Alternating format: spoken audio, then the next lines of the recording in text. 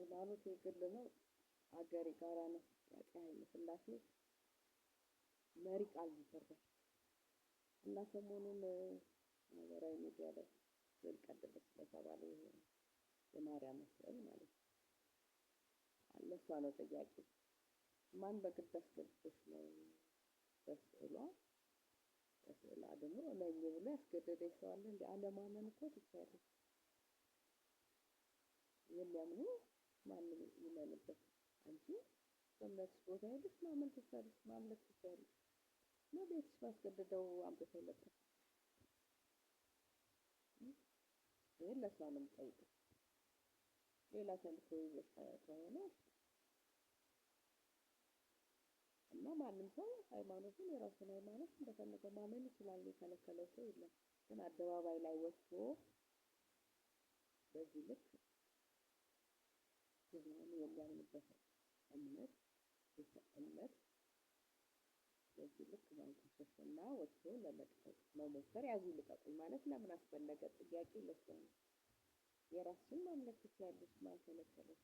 ይሄ ጥያቄ ነው ለእሷ። ከዛ ውጭ ግን እናትየዋ ቤት ሄዶ እንደዛ አይነት ሂደት ያለ ህግ መጥፋት የተከለመል ከዛ ልክ እናትየዋ ማዋከብ አስፈላጊ አይደለም።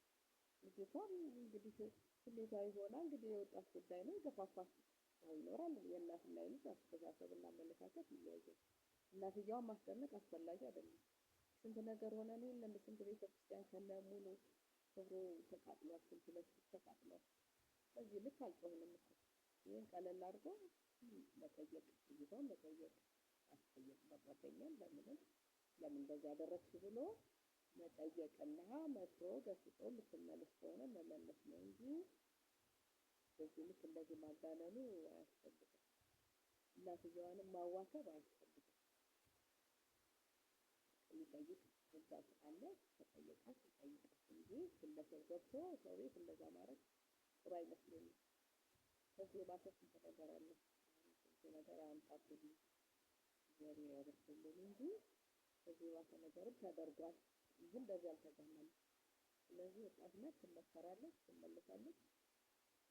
እንደዛ ነው እንጂ ትንሿን ነገር ትልቅ አድርገን በዚህ ልክ ስንት ትልልቅ ነገር እያለፈ ትልቅ አጀንዳ ስንት ህዝብን የሚወክል ብዙሃኑን የሚወክል ሊጎዳ ነገር ሁሉ እየተፈጸመ ነው።